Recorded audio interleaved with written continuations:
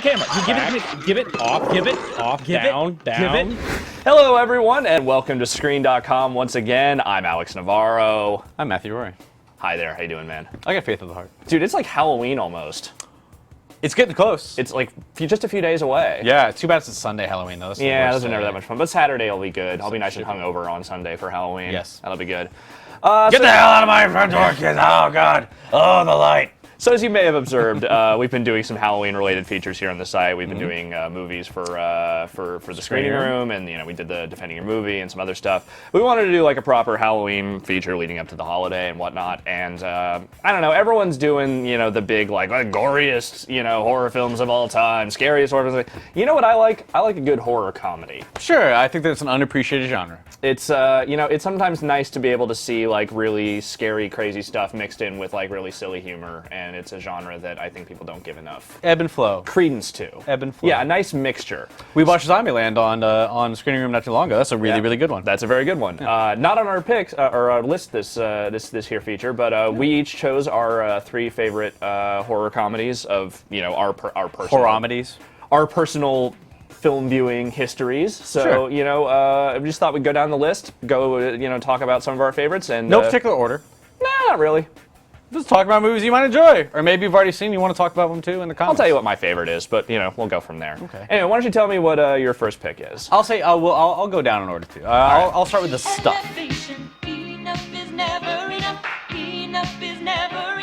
The Stuff stars Paul Sorvino, Michael Moriarty of Law and Order fame. I love Michael Moriarty. Love him. He acts up a storm in this one. Oh yeah. You know why they call me Mo? No, why? Because every time people give me money, I always want more. The story begins in an amazing way. It's just a dude, snow-covered mine, white stuff bubbling up out of the ground. And what do you do when you see white stuff bubbling up out of the ground? Oh, I'll put that in my mouth. Oh, it tastes delicious. Yeah, that's usually the right decision to make in most situations. Anyways, the movie's kind of a very, very obvious parody of mid-'80s consumer culture. It basically is kind of the Coke-Pepsi fight, except it's the stuff, right, which is taking over the entire marketplace, and the ice cream manufacturers who want to find a way to shut it down. So they hire Michael Moriarty to kind of find a way to find out why the stuff is so addictive. People get turned into zombies. People blow up. Yeah. Stupid movie, but funny. Yes. And I wouldn't say it's as insightful as They Live in terms of certainly not social commentary, but it's still kind of funny to watch, especially 25 years after it came out. The thing I'll say about The Stuff is that it was one of my favorite movie like VHS boxes of all time. Like, Yeah, it was it has really good cover art. Really good cover art, really good back of the box like still frames of like people getting like totally consumed by the stuff. Garrett Morris has one of the most disturbing death scenes you'll ever see in a movie. Spoilers about Garrett Morris dying in this film, but I'm sure we'll see the footage of that just now, in fact. Oh God, Charlie!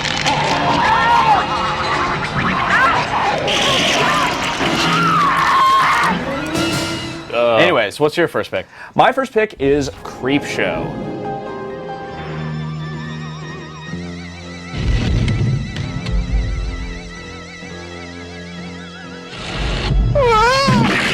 Perhaps otherwise known as Stephen King's Creepshow, depending on who you ask. But yeah, this is the sort of kind of horror anthology type thing, which is sort of based on like the old school like horror comics kind of thing. Where, DC like, comics. Yeah, you would see the old like the very cheesy horror stories in comic form.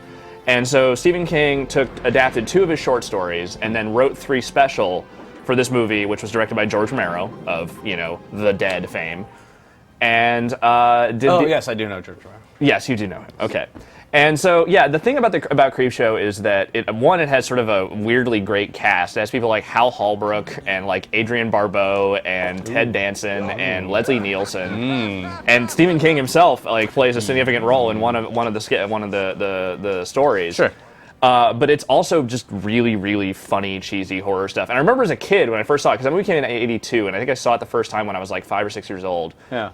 Really just kind of unnerving stuff in there, like really good, gross, kind of nasty horror stuff, like mixed in with like the totally cheeseball storylines. Yeah, you don't really think of King as a comedy writer. I think of him now as either obviously horror, but then also schmaltzy, over-the-top schmaltz, like Hearts in Atlantis kind of stuff too. Totally. More of the novels that he's written than the screenplay, because I don't think he does a lot of screenplays anymore. But anyways, But yeah, so it's it's kind of like one of those good celebration of dumb horror type movies.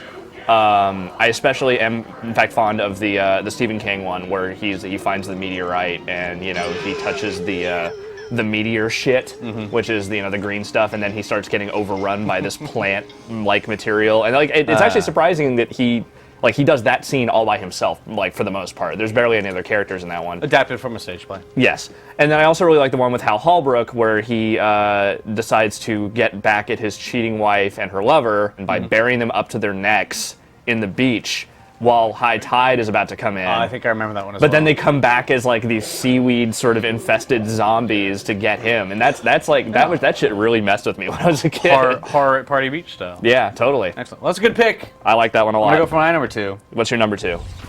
Tremors. Tremors! Tremors.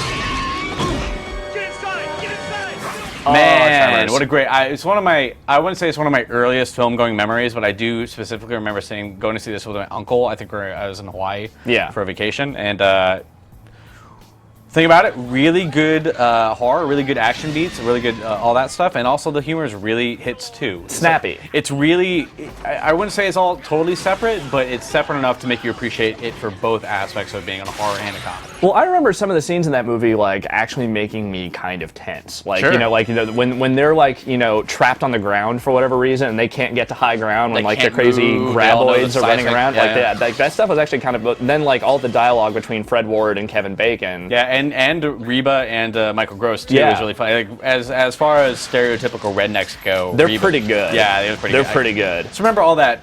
I don't know. I just think the concept of monsters you can't see is really effective in horror movies because you don't see a lot of horror movies that take place in the daylight because what would you do? Yeah, you can see everything coming at you. Having them underground, brilliant stroke. Totally. Made a bunch of sequels to this one, TV show, but the original's still the best. Yeah, by all means, watch the original. Stay away from pretty much everything else related to Tremors. You're number 2.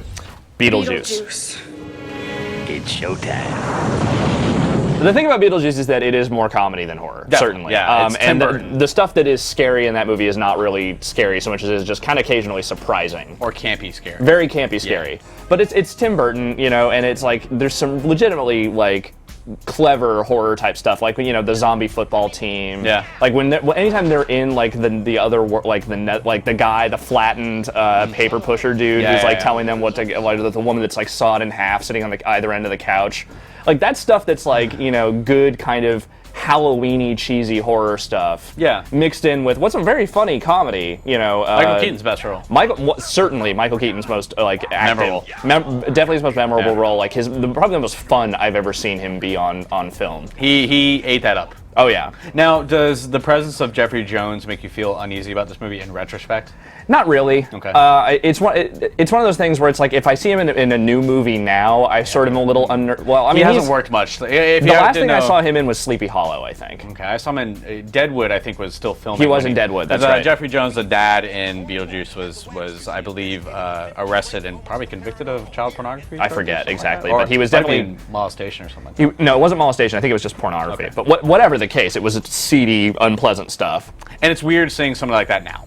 In a movie that you love. It is, but at the same time, the movie holds up. I mean, he still plays that. That role is still good. Still pretty good. I like Catherine O'Hara. Catherine O'Hara as the mom. Gina Davis is really good. One of the last times Winona Ryder was really good in a movie. Alec Baldwin. Alec Baldwin. It's a great cast. It's great, funny stuff. Good stuff. All right, I'm gonna go my number 1. Let's go with your number 1.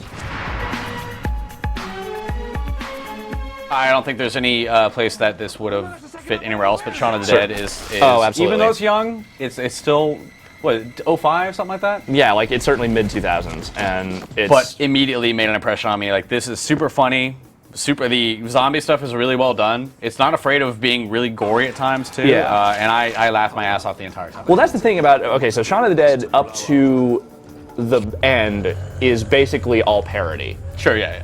And then at the end, it turns into an actual zombie movie. Yeah. Which is sort of crazy. But the thing I'll say about Edgar Wright is that whenever they pick a genre that they want to sort of either lampoon or at least sort of celebrate in their own weird way. With Hot Fuzz. With Hot Fuzz, exactly. They are really good at hitting all the necessary beats. And they will do it efficiently and with skill. The funny bits of dread horror they do early on when he's like walking around the neighborhood and there's like zombies everywhere and he's totally oblivious to it. It's a really good kind of, again, maybe it's weird that horror comedy is really good at social commentary too. Yeah. Because he can't tell the difference between The normal zombie versions, yeah. zombie people who are just zombies because they're tired and just want to get through the day, and actual zombies. It's really kind of biting. Like social commentary, I think horror does better than almost any other genre. Okay, what's your favorite part of Shaun of the Dead? Ooh, a very specific moment. I remember the nerdy best friend getting freaked out and wanting to run outside, and then the zombies immediately pick him up and start ripping him apart. Yes. Really good gore. And then all of a sudden, like, I have to go out and save him, even though he's being ripped into. Yeah. I don't know why that was really good. That and the dart in the head. My mom Dart in the head is really so good. hard. It came out of nowhere. Mine is when they meet the doppelganger zombie survivor team. That is like one of those good little throwaway moments that you're like, this is perfect. And because that woman who is the doppelganger was his co-star in Spaced, I believe. Not Edgar Wright, but yes. I forget his name at the moment. Yeah. Actor's name. Simon Pegg. Simon Pegg, indeed. You're always good with the names. Yeah, Alex that's what I Nora. do. Is it Alex Nora, right? I don't know. Anyways, your number one, climactic finale. I have to pick this one. There's literally no choice for me. It's my favorite movie of all time, straight up, You don't think it's Ghostbusters. too subtle, Marty. You don't think people are going to drive down and not see the sign. I don't think I've seen that one. Yeah, not familiar with it? Harold Ramis. Very good Bill choice. Murray. Very Yeah, good choice. and it's another one like Beetlejuice that is definitely a little more campy than it is like Sure. straight up horror. Like it's ghosts. It's not monsters. Yeah, it's yeah. not gory at all. But at the same time, like there's like when I was a kid, it was 1984 when that movie came out. Slimer is not a. Slimer was kind of messed up. No, like, and some, go through you. some of the slime. ghouls and like the whole like Zool stuff and the possession and all that shit. Like that The stuff was dogs. kind of crazy. Giant Marshmallow Man. Giant Marshmallow Man, kind of Pretty- scary, especially when he starts making the raw sound. Really good special effects at them climbing up that building. Yeah, most definitely. Like really, really good special effects for its time. One of the absolute funniest movies ever made. Sure. The notes in there. It's true. This man has no dick. Yeah. I don't know. It's so Where do these crass stairs and go? They go up. All the stuff in the prison cells really Oh, good yeah. too. Oh, madness, dogs and cats. Yeah, live together. it's just one of the most perfectly constructed combinations of like sort of supernatural, story stuff and like just sheer absurd Bill Murray and Dan Aykroyd style comedy. Yeah, just Like, script and acting put together in a Yeah. way that like Ghostbusters 2 was okay for what it was. If Ghostbusters 2 was a separate thing, it'd be pretty good. But it's then fine for what it is. It's but yeah, fine for what it's a it good is, but movie. it doesn't really compare. Ghostbusters 1 No. did hit everything. Every on the note perfectly. And oddly enough, we might see a Ghostbusters 3 within a couple years, so you never know. Never know. It'll be recast with like teenagers probably, but Bill Murray at the Scream Awards in the Ghostbusters costume was pretty good. seemed Though. pretty. It was nice. It was nice to see that. Anyway, So those are our picks. As always, there are plenty more that we didn't get to list off. I can think of just several offhand, Sure. like Young Frankenstein, Army of Dark Slither, Fantasy, but two. Reanimator, Return of the Living Dead. Like I can keep listing them off. But you know what? The Fly. You don't need to listen to us talk anymore. I want to know what you guys think. I think you should go to the comments. I think you should post some of your favorite horror comedies Make of all a time. list. Make lists. Check it twice. Tell us all what you think about this genre and what some of your favorites are. And you know what? Make your own little movie marathon. It's a couple days from Halloween. You got the weekend. Eventually, I'm sure you'll go drinking, assuming you're of age. 21. But before that, watch some good comedy horror. Have yourself a nice time this Halloween. Have a good Halloween. Go out there. Be safe. Don't eat any poison candy.